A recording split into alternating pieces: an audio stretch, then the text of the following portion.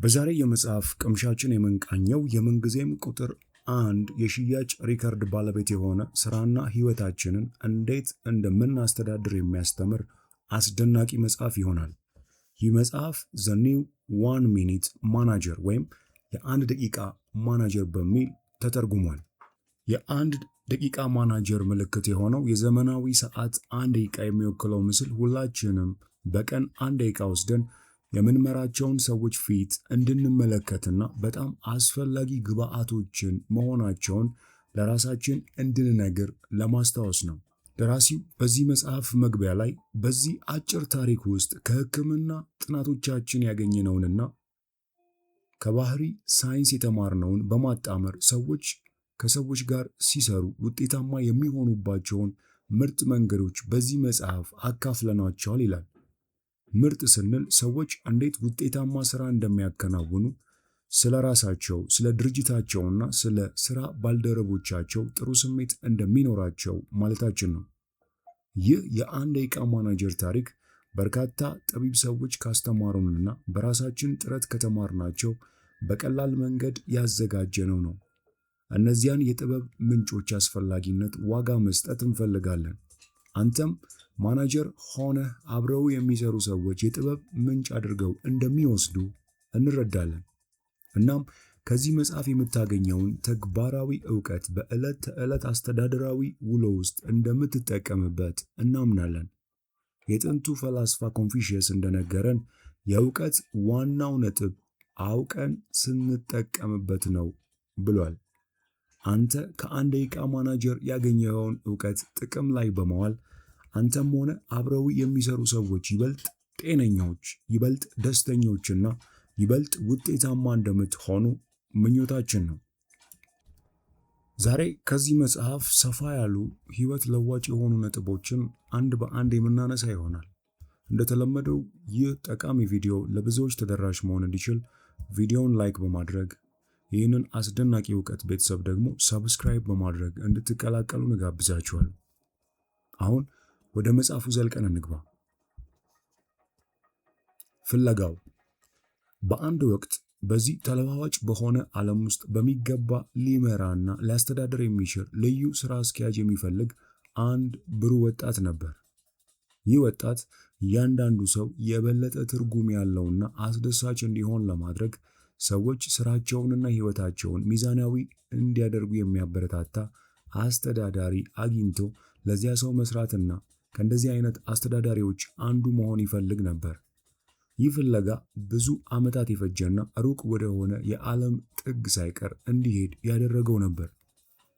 ፍለጋውን በትናንሽ ከተሞች፣ በሀያላን ሀገራት ውስጥ በሚገኙ ዋና ዋና ከተሞች ሳይቀር በመቀጠል በርካታ ስራ አስኪያጆችን፣ የመንግስት አስተዳዳሪዎችን፣ ወታደራዊ መኮንኖችን፣ የኮንስትራክሽን ተቆጣጣሪዎችን፣ የድርጅት አስተዳዳሪዎችን፣ የዩኒቨርሲቲ ፕሬዝዳንቶችን፣ የፋውንዴሽን ዳይሬክተሮችን፣ ባለሱቆችን፣ የምግብ ቤት ኃላፊዎችን፣ የባንክ አስተዳዳሪዎችን፣ ሁሉንም ወንዶችን፣ ሴቶችን፣ ወጣቶችና አዛውንቶችን ሳይቀር አነጋግሯል።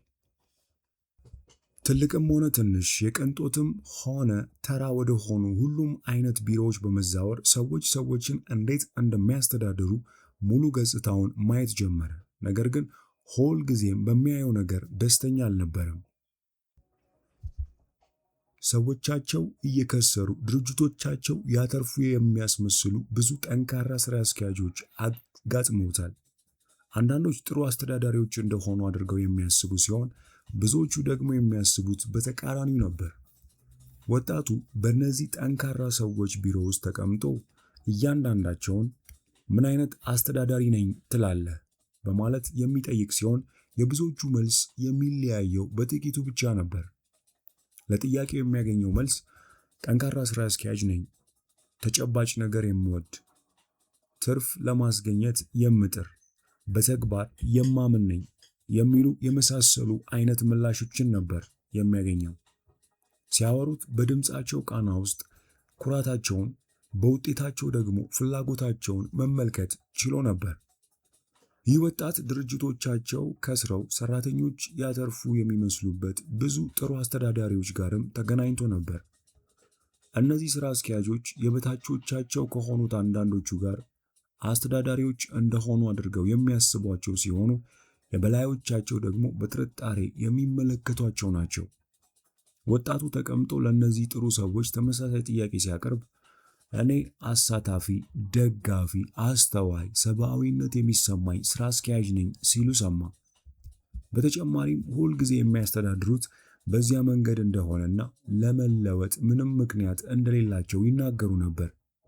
ይህንን በሚናገሩበት ጊዜ ከድምፃቸው ኩራትንና ለሰዎች ያላቸውን ፍላጎት ቢሰማም ተረብሾ ነበር። ይህም በዓለም ላይ ያሉ አብዛኞቹ አስተዳዳሪዎች የሚያስተዳድሩት ሁልጊዜ በሚጠቀሙበት መንገድ እንደሆነና በዋናነትም በውጤቶች ወይም በሰዎች ፍላጎት ያላቸው የሚያስመስል ነበር። በውጤት ላይ ፍላጎት የነበራቸው አስተዳዳሪዎች ብዙውን ጊዜ አምባገነን የሚል ስያሜ የተሰጣቸው ሲመስል፣ በሰዎች ላይ ፍላጎት ያላቸው ደግሞ ሁልጊዜ ዲሞክራሲያዊ የሚል መለያ ተሰጥቷቸው ነበር።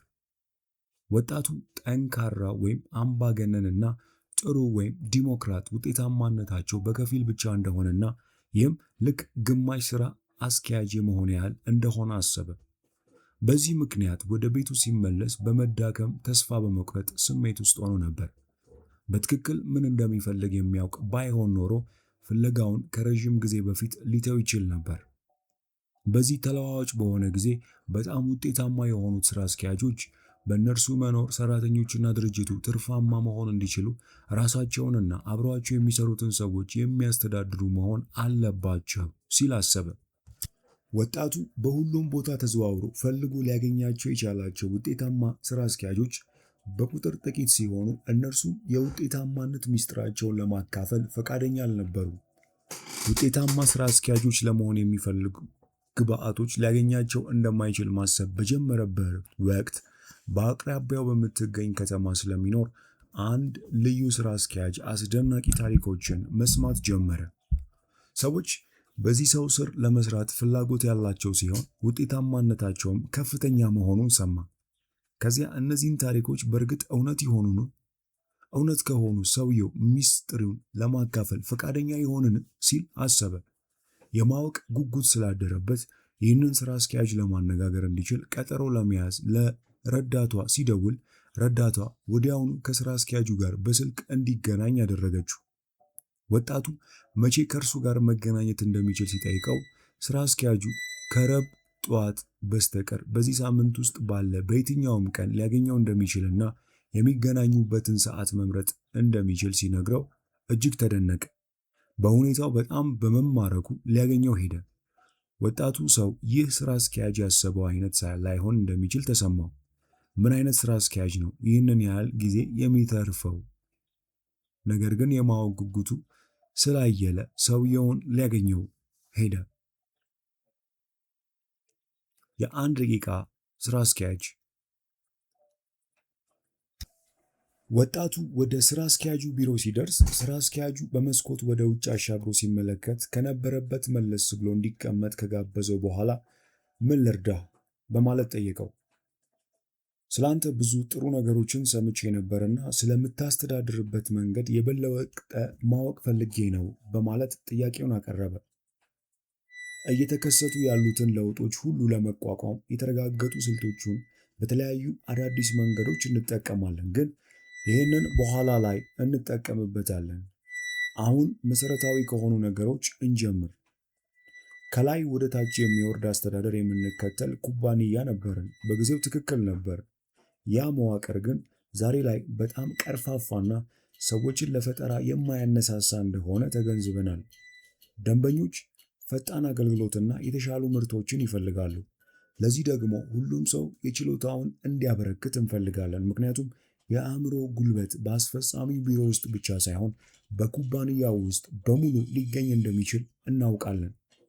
አሁን ፍጥነት የስኬት መገበያያ ገንዘብ እየሆነ በመምጣቱ ከቀድሞው የትዕዛዝና ቁጥጥር ስርዓት በተሻለ መልኩ በትብብር መምራት የበለጠ ውጤታማ ነው በማለት መለሰ። በትብብር የምትመራው እንዴት ነው? ጠየቀ ወጣቱ። በሳምንት አንድ ቀን ረቡዕ ጠዋት ከቡድናችን ጋር እገናኛለሁ። አንተንም ረቡዕ ዕለት ላገኝ አልችልም ብዬ የነበረው ለዚያ ነው። በእነዚህ ስብሰባዎች ላይ ቡድናችን ባለፈው ሳምንት የሰራቸውን ስራዎች፣ ያጋጠመውን ችግሮች፣ መሟላት ያለባቸውን ነገሮችና እነዚያን ተግባራት ለማከናወን ያለውን እቅዶችና ስልቶች ሲገመግምና ሲተነትን አዳምጣለሁ። በእነዚያ ስብሰባዎች ላይ የምታሳልፏቸው ውሳኔዎች ለአንተና ለቡድን አስገዳጅ ናቸው? አዎ ናቸው። የስብሰባው ዓላማም ሰዎች በቀጣይ ስለሚያደርጉት ነገር ቁልፍ ውሳኔዎችን በማድረግ እንዲሳተፉ ነው፣ መለሰ ስራ አስኪያጁ። እንደዚያ ከሆነ አሳታፊ ስራ አስኪያጅ ነህ ማለት ነው አይደል? ወጣቱ ጠየቀ። እንደዚህ አይደለም፣ በማስተባበር አምናለሁ። የሌሎች ሰዎችን ውሳኔ በተመለከተ ግን አልሳተፍም። ታዲያ የስብሰባዎቻችሁ ዓላማ ምንድን ነው? ወጣቱ በድጋሚ ጠየቀ። ስራ አስኪያጁ እሱንማ ነገርኩህ አለና ንግግሩን ቆም አድርጎ ትንፋሽ ወሰደ።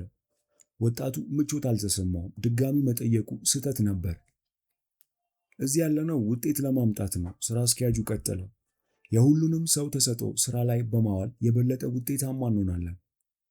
አሃ፣ ስለዚህ ከሰዎች የበለጠ ውጤት ላይ ትኩረት የምታደርግ ስራ አስኪያጅ ነህ ማለት ነው፣ አስተያየቱን ሰጠ ወጣቱ። ስራ አስኪያጁ ከተቀመጠበት ተነስቶ ቢሮ ውስጥ መንጎራደድ ጀመረ። ቀጥሎም አስተዳዳሪዎች በፍጥነት ስኬታማ ለመሆን ውጤታማ ሆነ ሰዎች ላይ ትኩረት የሚያደርጉ መሆን አለባቸው። ምክንያቱም በሰዎች ካልሆነ በምን ተአምር ውጤቶችን ማግኘት እንችላለን? ሰዎችንና ውጤቶችን አብረው የሚሄዱ ነገሮች ናቸው። ስለዚህ ሁለቱንም አስባለሁ አለ። ከዚያ ወደ ኮምፒውተሩ እየጠቆመ ይህንን ተመልከት አለውና ሁልጊዜ ተግባራዊ እውነትን እንዲያስታውስ የሚያግዘውን ስክሪኑን አሳየው።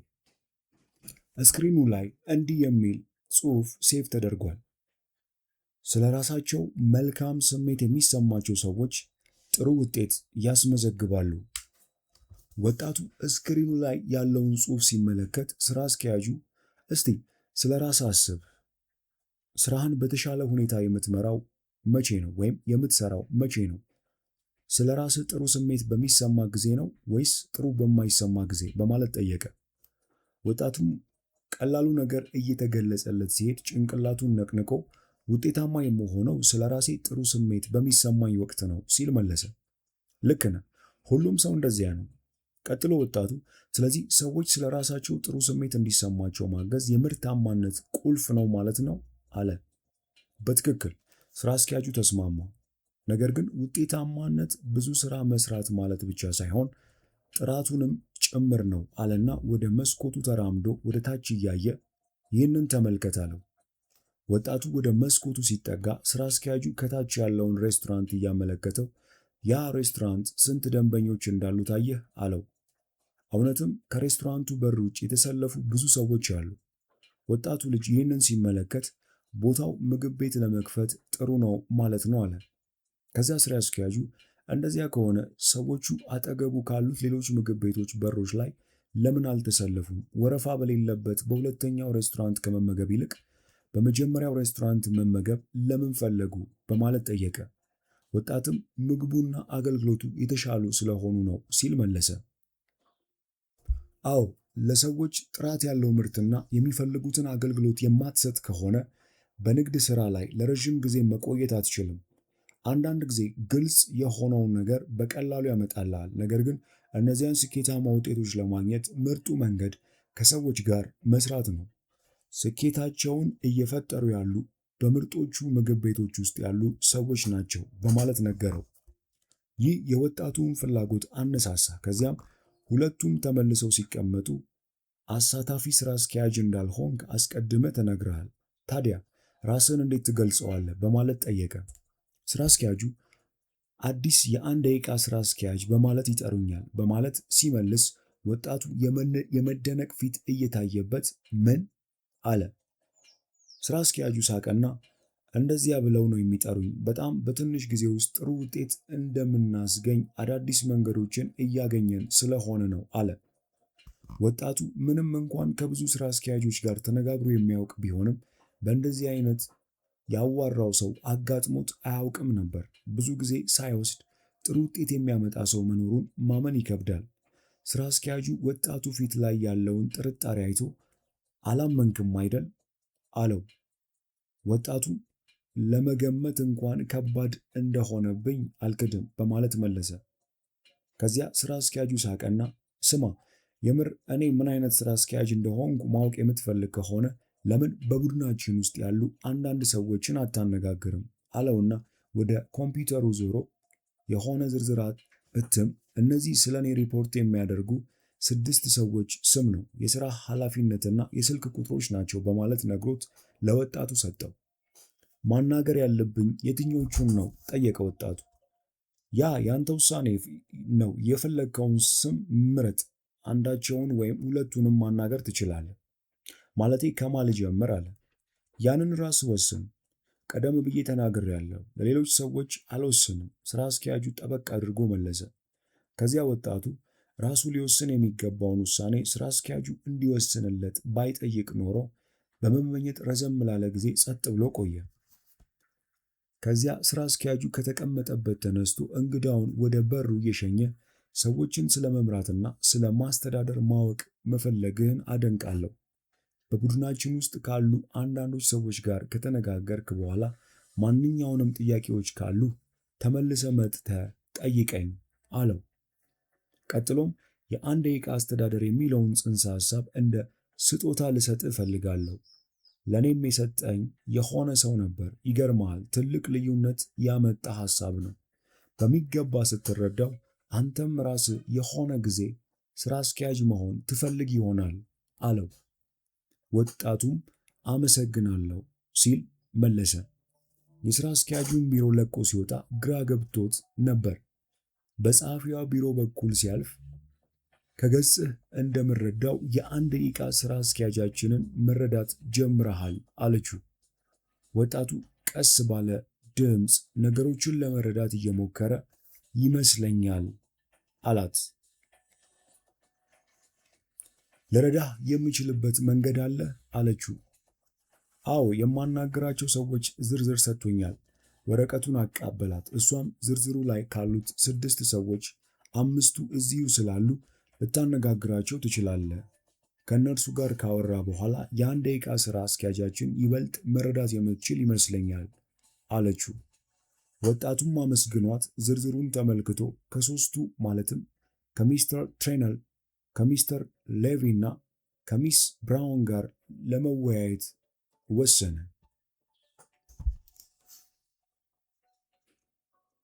ከዚህ ሐሳብ ስር የመጀመሪያው ሚስጥር የአንድ ደቂቃ ግቦች። ወጣቱ ትሬነር የሚባለው ሰው ቢሮ ሲደርስ መካከለኛ ዕድሜ ላይ የሚገኝ ሰው ፈገግ ብሎ ተቀበለው። የእኛን ስራ አስኪያጅ ለማግኘት እንደመጣ ሰምቻለሁ። በጣም ጥሩ ሰው ነው አይደል? ሲል ጠየቀው። እንደዚያ ይመስላል፣ ወጣቱ መለሰ። የአንድ ደቂቃ ስራ አስኪያጅ ስለመሆኑ ነገረ? አዎ ነግሮኛል፣ ግን እውነት ነው? ሲል ጠየቀ። ብታምነው ይሻላል። እኔ ግን ካየሁት ትንሽ ቆይቻለሁ። ማለት ከሱ ምንም እርዳታ አግኝታ አታውቅም ማለት ነው? ሲል ጠየቀ። በጣም ጥቂት ማለት ይቻላል። አንድ ስራ ከመጀመሩ በፊት የተወሰኑ ጊዜያት አብረን እናሳልፋለን። ያን ጊዜ የአንድ ደቂቃ ግቦችን እናስቀምጣለን አለው። የአንድ ደቂቃ ግብ ማስቀመጥ ደግሞ ምንድን ነው? የአንድ ደቂቃ ስራ አስኪያጅ እንደሆነ ነግሮኛል። ስለ አንድ ደቂቃ ግብ ግን ያለኝ ነገር የለም ሲል ወጣቱ መለሰ። የአንድ ደቂቃ ግቦች ከአንድ ደቂቃ ስራ አስኪያጅነት 3 ሚስጥሮች የመጀመሪያው ነው። 3 ሚስጥሮች? ወጣቱ በማወቅ ጉጉት ውስጥ ሆኖ ጠየቀ። አዎ፣ የአንድ ደቂቃ ግብ ማስቀመጥ ለአንድ ደቂቃ ስራ አስኪያጅነት ወሳኙና የመጀመሪያው ነው። ብዙ ጊዜ በርካታ ድርጅቶች ውስጥ ሰራተኞችና ስራ አስኪያጁ ምን እየሰሩ እንደሆነ በጠየቃቸው ከሁለቱም የተለያየ ዝርዝር የማግኘት ዕድል ከፍ ያለ ነው። በእርግጥም በሰራሁባቸው የተወሰኑ ድርጅቶች ውስጥ እኔ ኃላፊነቴ ነው ብዬ የማስበውና ስራ አስኪያጁ ኃላፊነቱ ነው ብሎ የሚያስበው ነገር ባለመገጣጠሙና የኔ ኃላፊነት አይደለም ብዬ ያሰብኩትን ነገር ባለመስራት ብዙ ጊዜ ችግር ውስጥ ገብቼ ያውቃለሁ። አሁን ያልከኝ ነገር እዚህ ተከስቶ ያውቃል? በፍጹም እዚህ ተከስቶ አያውቅም። የአንድ ደቂቃ ስራ አስኪያጅ ምን መስራት እንደሚጠበቅብህና ምን ተጠያቂነት እንዳለብህ ግልጽ አድርጎልናል። እንዴት ነው ያንን ያደረገው? በውጤታማነት። ከዚያ ማብራራቱን ቀጠለ። መስራት የሚገባኝንና ተጠያቂነት ያለብኝን ነገሮች ነግሮኝ ከተስማማም በኋላ ዝርዝሩን በአንድ ገጽ ላይ ይሰፍራል። የአንድ ደቂቃ ስራ አስኪያጅ ግብና የማስፈጸሚያ ስታንዳርዱ ከ250 ቃላት መብለጥ የለበትም ብሎ ያምናል። ማንኛውም ሰው በአንድ ደቂቃ ውስጥ አንብቦ ሊጨርሰው የሚችለው መሆን አለበት የሚል ጽኑ እምነት አለው። እርሱ የራሱን ቅጂ ያስቀራል፣ እኔም የራሴን ቅጂ ይዤ እመጣለሁ። አሁን ሁሉም ነገር ለሁላችንም ግልጽ ስለሆነ በየጊዜው ሂደቱን እንገመገማለን።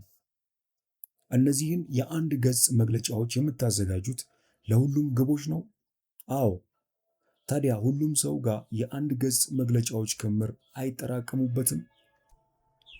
በፍጹም እንደዚህ አይሆንም። ስራ አስኪያጁ የሚያምነው 80-20 የሚባለውን የግብ ማስቀመጥ ህግ ነው። ይህ ማለት 80 ከመቶ አስፈላጊ ውጤቶች የሚገኙት 20 ከመቶ ከሚሆኑ ግቦች ነው የሚል ነው። ስለዚህ እነዚያን የአንድ ገጽ የግብ መግለጫዎች የምንጠቀመው በ20 ከመቶዎቹ ቁልፍ ስራዎች ላይ ስለሆነ በአጠቃላይ እስከ 6 ያህል ቢሆኑ ነው።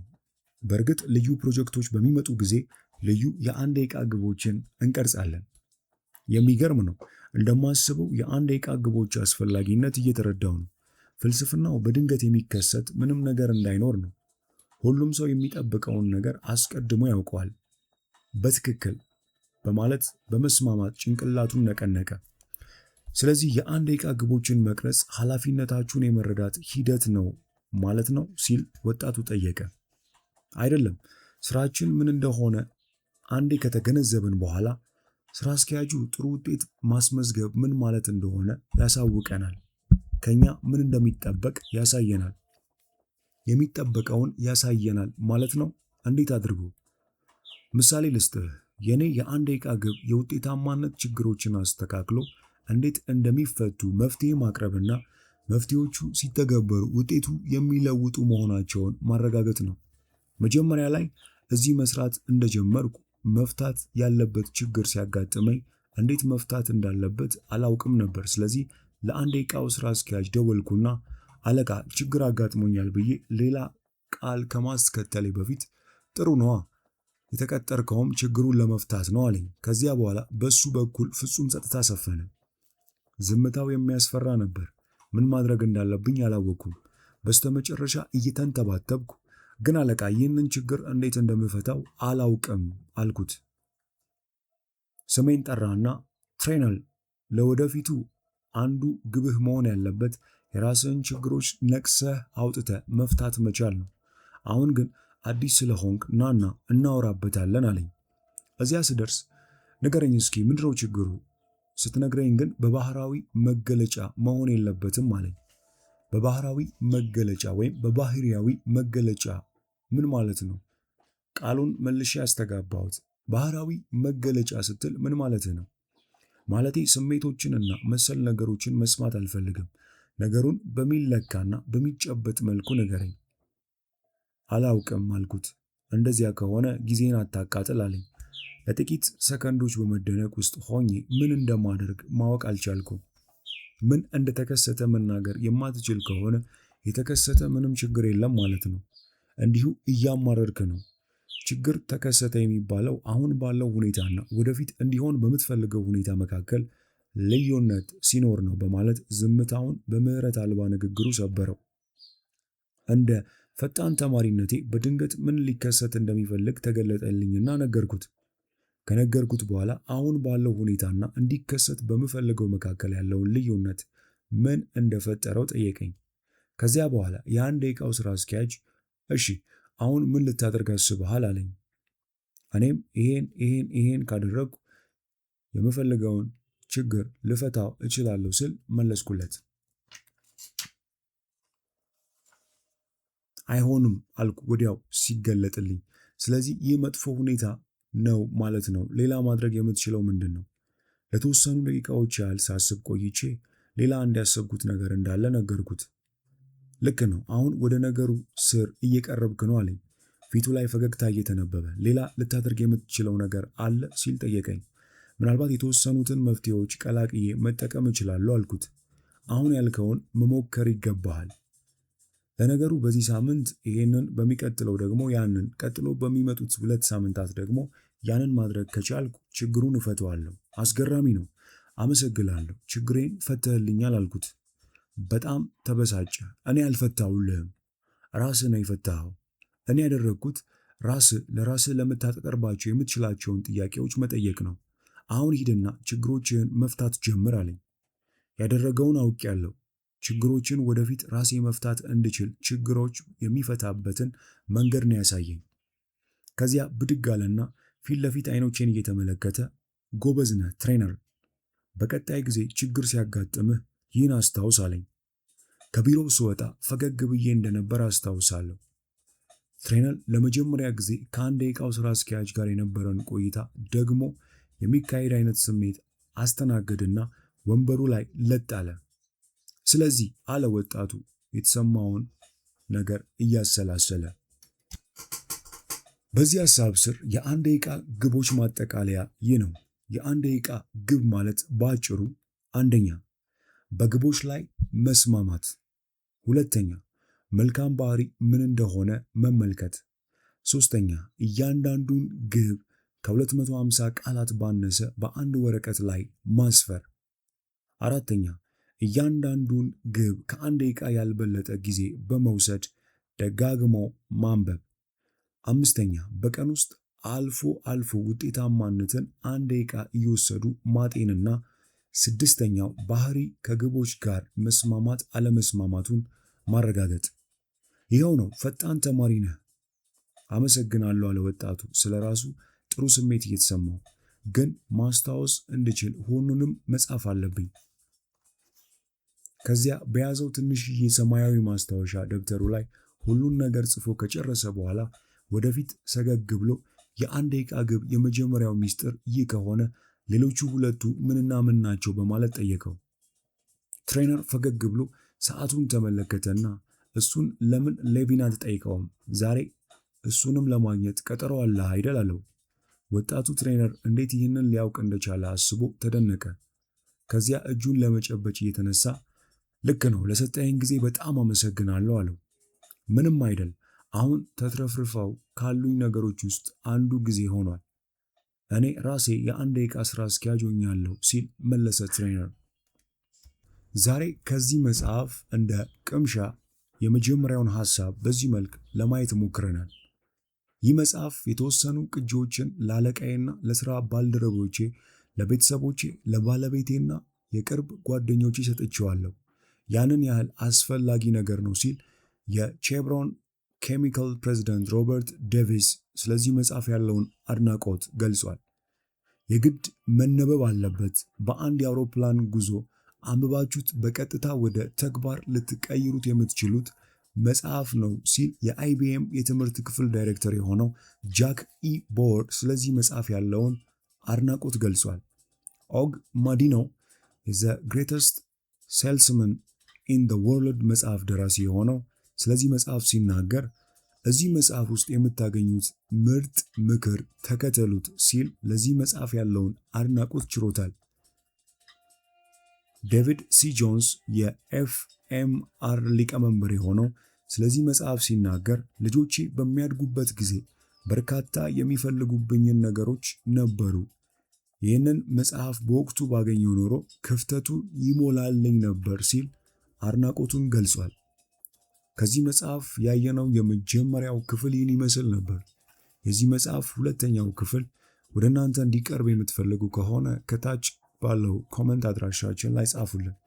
ይህንን መጽሐፍ ማለትም የአንድ ደቂቃ ማናጀር ዘ ዋን ሚኒት ማናጀር የሚለውን ሙሉውን በአማርኛም በእንግሊዝኛም የምትፈልጉ ከታች ባለው የቴሌግራም ሊንክ አድራሻ ልጽፉልን ትችላላችሁ። እንዲሁም ይህንን የእውቀት ቤተሰብ በተለያየ መልኩ ማገዝ የምትፈልጉ ከታች ያለውን የቴሌግራም ሊንክ አድራሻ ልትጠቀሙ ትችላላችሁ። ዘውትር እንዲህ ያሉ ህይወት ለዋጭ የሆኑ ቪዲዮዎች፣ መጽሐፎች ወደ እናንተ እንዲደርሱ ቻናላችንን፣ ቤተሰባችንን እንድትቀላቀሉ እንጋብዛችኋለን።